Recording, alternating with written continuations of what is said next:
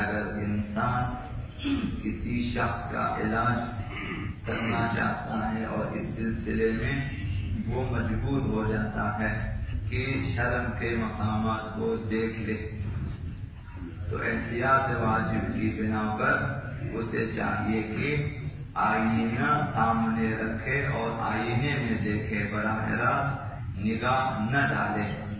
اگر ممکن ہے کہ آئینے میں دیکھ کر علاج کر سکے تو واجب ہے کہ ڈاکٹر آئینہ رکھ کر اس میں دیکھے اور پھر علاج کرے۔ لیکن اگر شرم کے مقامات پر براہ راست نگاہ ڈالے بغیر علاج ممکن نہ ہو، کوئی چارہ نہ ہو، تو پھر شرعاً اجازت ہے کہ علاج کے لیے براہ راست شرم کے مقامات کی طرف نظر ڈالیں۔ حضرت آیت اللہ سیستانی فرماتے ہیں اگر شرم کے مقامات پر نگاہ ڈالنے کی مدت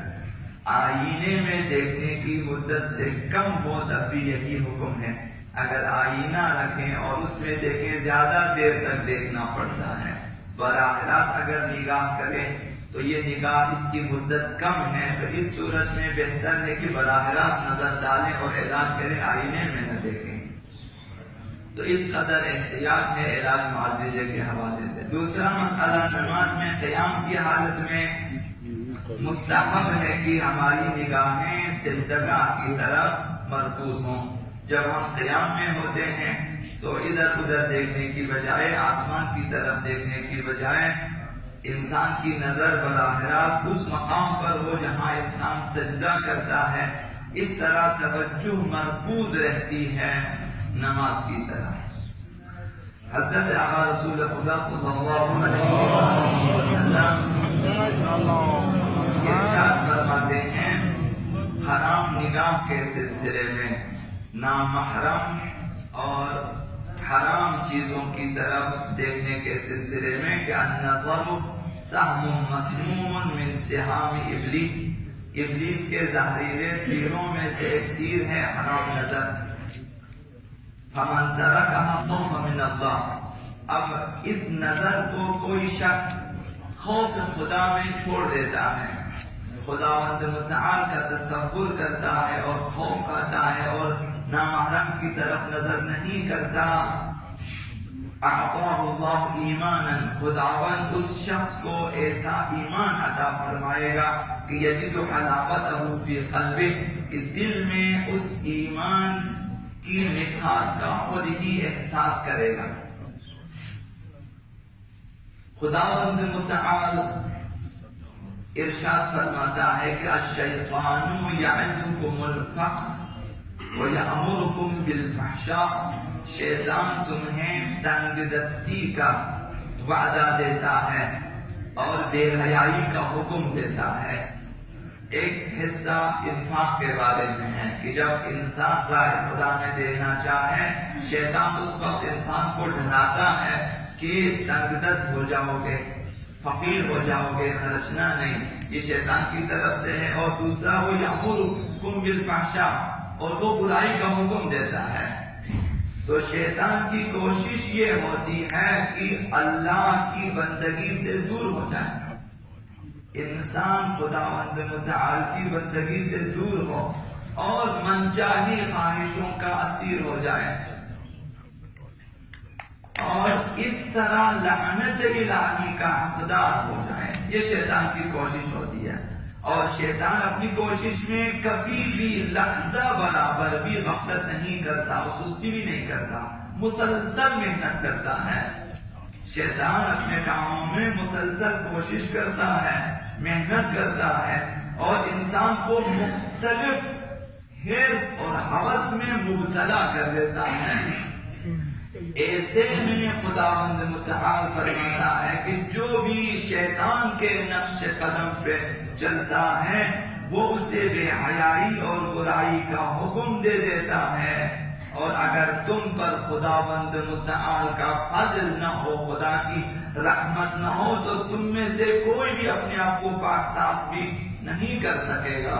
یہ لطف الہی ہے، یہ عنایت خدا ہے کہ خداوند دن میں کئی بار،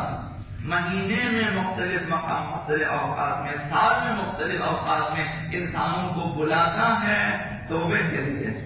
اور خداوند پاک کرتا ہے شبائے قدر میں، روزائے جمعہ، شبائے جمعہ خداوند اور اوقات نماز میں خداوند دعوت دیتا ہے کہ آ جائیں تاکہ پاک ہو جائیں۔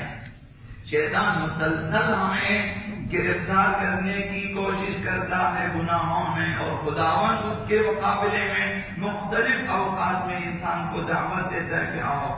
آپ نماز پڑھنا شروع کر دیتے ہیں، خداوند آپ کے گناہوں کو بخشنا شروع کر دیتا ہے۔ آپ شبائے قدر کا احیاء شروع کر دیتے ہیں، خداوند ہمارے گناہوں کو بخشنا شروع کر دیتا ہے۔ ہم لوگ نیکیاں شروع کر دیتے ہیں، ساتھ ساتھ ہمارے گناہ خداوند کے مطابق۔ تو یہ عنایت الہی ہے، لہذا ممکن ہے کہ ایک وقت ایسا آ جائے کہ سلب توفیق ہو جائے، اور یہ توفیق ہمیں نہ ملے پھر توبہ کرنے کی، اور پھر شبائے جمعہ بھی توبہ نہ کر سکے، شبائے قدر میں بھی شاید توبہ نہ کر سکے۔ بہت سے ایسے افراد ہیں جو حرم آقا امام حسین میں بھی توبہ نہیں کر سکتے، میدان عرفات میں بھی توبہ نہیں کر سکتے، مسجد الحرام میں بھی توبہ نہیں کر سکتے، بلکہ برعکس وہاں بھی گناہوں میں مبتلا ہو کے آ جاتے ہیں، وہاں بھی مختلف گناہوں میں مبتلا ہو کے آ جاتے ہیں۔ لہذا بہتر ہے کہ یہ جو ابتدائی قدم شیطان ہے کہ نامحرم کی طرف دیکھنا، اس سے پرہیز کریں، چاہے ٹی وی کے اسکرین پر ہو، چاہے وہ شارع عام میں ہو، چاہے گھروں میں ہو، چاہے مجالس میں ہو، محافل میں ہو، جہاں بھی ہو۔ اللهم صل باسمك العظيم الاعظم العز الجليل الاكرم يا الله، اپنے حضرتوں کے لیے مدنسر دعا اور مریضوں کی حوائج کے لیے مرتبہ مجھے بسم اللہ الرحمن الرحیم۔ امن یجیب المضطر اذا دعاه، امن یجیب المضطر اذا دعاه، امن یجیب المضطر اذا دعاه، امن یجیب المضطر اذا دعاه، امن یجیب المضطر اذا دعاه اللهم اهدنا ومن فضلك واحفظ علينا من فضلك وانشر علينا من رحمتك وانزل علينا من بركاتك حق محمد وآله الطيبين الطاهرين، لا روح المؤمنين والمؤمنات، رحم الله من يقرأ